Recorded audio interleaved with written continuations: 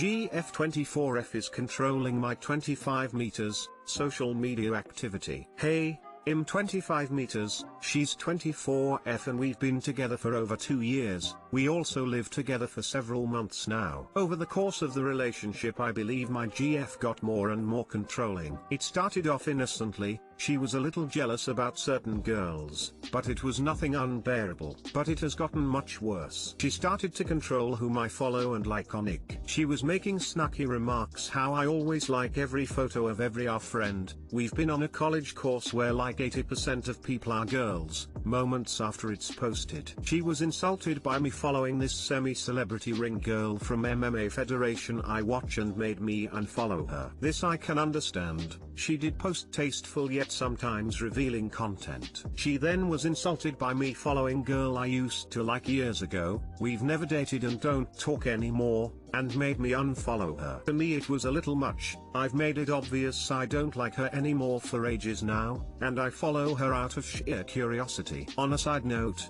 she also followed her, also out of curiosity. Also, she followed her ex-fiancé's account. When confronted she unfollowed him, but I can't recall her ever explaining why she's so upset about me following a girl I once liked when she follows a dude she was actually engaged with. It has gotten worse and worse. She questioned why I follow certain people she doesn't know, like friends from high school, work or that one girl my squad used to play CSGO with. One time I posted a photo of my cat, one girl, high school friend, commented it with heart emoji, and it was enough to upset my GF. She checked her profile and pretty much grilled me about who this girl is and why do I like nearly all her photos. Friend from high school didn't seem good enough for her. Same goes for Messenger. I can see her being upset whenever my phone vibrates. She often asks who is texting me and if it's a girl, she easily gets upset. We nearly broke up because I text too often with certain friend from high school, no romantic history whatsoever. How often is that you might ask? Around once a week. Once a week with female friend whom I know for nearly 10 years is too much for a guy in a relationship. On top of that, she is upset that I refuse to let her check my Messenger history whenever she feels like it. She claims she only wants to know I'd be cool with it, she doesn't actually wanna do it. Well, after an episode when she checked my phone without permission while I was in the toilet, long time ago but still, I am not so convinced. IRL she also presents behaviors of sort but I won't get into it cause letter limit. I really don't like her controlling behavior, it makes me feel untrusted and undervalued. Is this sort of behavior normal? How can I/should I deal with her control issues? Too long didn't read, my GF is overly controlling my social media activity. She is projecting. On top of that, she is insecure. You cannot do anything to make her feel secure. It has to come from her. Stop giving in to her insecurities. You need to sit her down, and be real with her. Tell her that this insecurity is hurting you, and you want to know how to help without enabling and feeding it. I can't recall her ever explaining why she's so upset about me following a girl I once liked when she follows a dude she was actually engaged with. Hypocrisy. It's called hypocrisy. Is this sort of behavior normal? It is for people who do shady stuff. I'm willing to wager a large portion of the farm that she's still talking to her ex-fiancé. Or, at the very least, trying to. It's up to you whether you tolerate, and accept, this treatment. I'd think long and hard about it, because this will be the rest of your life if you stay with her and continue to accept this behavior. In fact, I bet it'll get even worse in the future. Is this sort of behavior normal? Whether something is normal or not doesn't matter, because something can be very common and still not something you are willing to accept in a partner. She doesn't get to tell you who you can and cannot be friends with. She doesn't get to tell you who you can and cannot follow, like, or comment on in social media. What she can do is tell you what she will accept in a partner, and if she cannot accept behaviors that you choose to engage in, she can leave. That's where her power starts and ends. So live your life how you choose to live your life. Don't pretend to be other than you are. Don't hide anything. Don't be dishonest about it. But tell her that this is the life you want to live. He will decide whether that's acceptable to her or not. If it's not, she's free to walk out the door and find someone who lives according to her rules. This is a good answer. Some couples like to operate on the idea of not having opposite sex friends. It works for them, and that's fine. Many other couples do not operate this way, and that is perfectly acceptable as well. Point is that the couple needs to actually agree on what their boundaries are. If you don't agree and no one is willing to compromise, then that's gonna be a big problem. I've been in this exact relationship before. In my case, she left the fiancé for me, cheated on him with me, and I didn't find out they were engaged for like 6 months. She told me she was engaged previously but with an ex from like 4 years earlier. She was constantly fixated on the idea that I might cheat on her, made me delete all photos of girls I knew from my Facebook, made me delete and block everyone I'd even had a crush on. She went so far as to make me ask an ex to take down a photo of me because she didn't like it existing. She was jealous of me getting an interview for a job she applied for too, to the point where she was telling me I didn't deserve it and I should decline the interview. This whole time she kept wedding magazines from her engagement planning, a wedding dress, and after a while would talk about how much she regretted leaving her fiancé for me. Her anger, paranoia, verbal and emotional abuse spiraled for 18 months before she ended up cheating on me and we broke up. My parents were thrilled. It took me a while to figure out just how abusive she was,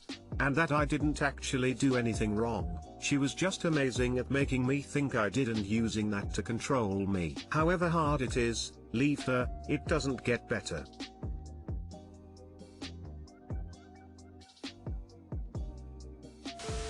It's not normal, or at least it shouldn't be. She's being very controlling and I don't see it stopping. You have to consider if you want to keep living like this, having every girl you talk to being called into question and being constantly suspected of something you haven't done. She doesn't trust you, is what she's showing you. How did your conversation go when you became offcial with your partner, or past exes? Hello. I'm kinda curious how often people do a formal conversation versus the indirect way of becoming official. I just recently think I might have been implied I'm in an exclusive relationship with someone, but I didn't realize it in the moment. I know I need to ask my guy, but I can't help but overthink that maybe he indirectly was implying it. For those wondering, we were going shopping the first time together. I mentioned how I was sorry to drag him into this, but he had commented along the lines, "I'm not like most guys. I don't wait on the bench for their significant other because I don't mind shopping with my significant other." So it was like implied almost on a general comment, as the way I took it, but later that day we had taken a pic together. So I'm like now super confused that maybe he was implying it and I was too oblivious to know. So how was it for you? When did you talk about being official? Please state ages too. I'm in my mind 20s, so maybe it's different as you get older with terms. Girlfriend/boyfriend versus significant other. Too long didn't read. I probably got announced into an exclusive relationship without realizing. Trying to understand how common this is or if I've just over-analyzing. We had been going on dates for a few weeks and then one night I spent the night at his house and in the morning I was just like, we're not dating other people anymore, right? And he was like, no way, and now we're married with a kid.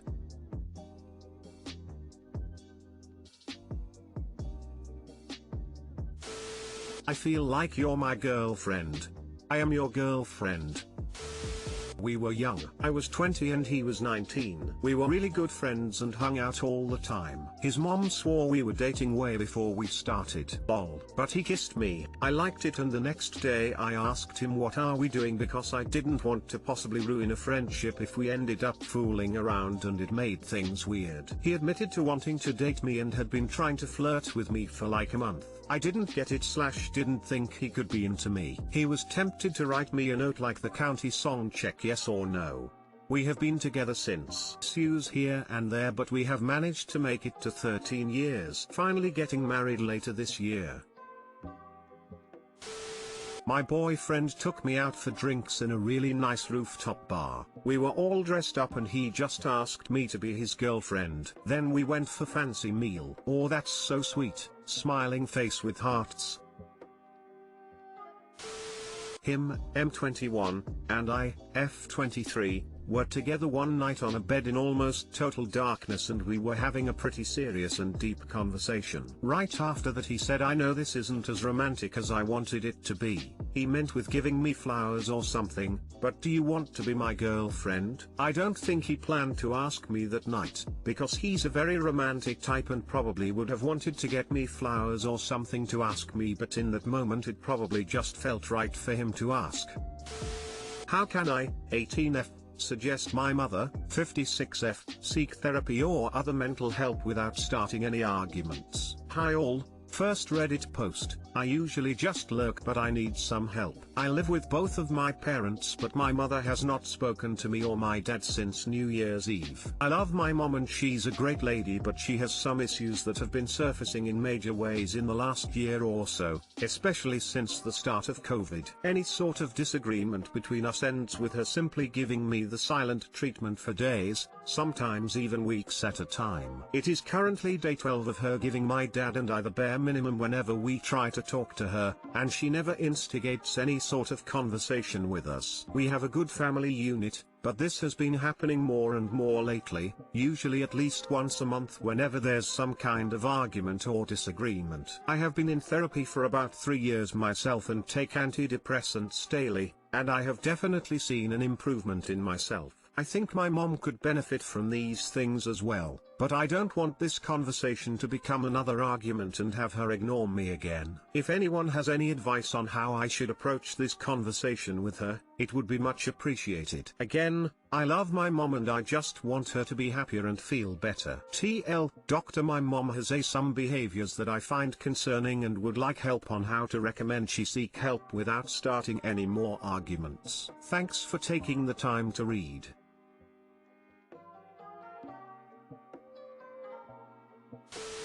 Anyone can suggest it, though it should be your dad. Your mom has to want the help, though. Don't mix up you suggesting with her following through. It would be your dad's place to recommend therapy. While you can tell her how much it has helped you, most parents aren't going to listen to their kids when it comes to "you need therapy." Maybe a conversation with your dad, since he has probably dealt with more issues than you know about. Not talking to your family for 12 days indicates serious mental health issues. Your mom is suffering. You probably don't want to tell her how to fix her problem, but if you tell her how her behavior makes you feel, she will hear it. Then it's up to her to figure out how to handle it.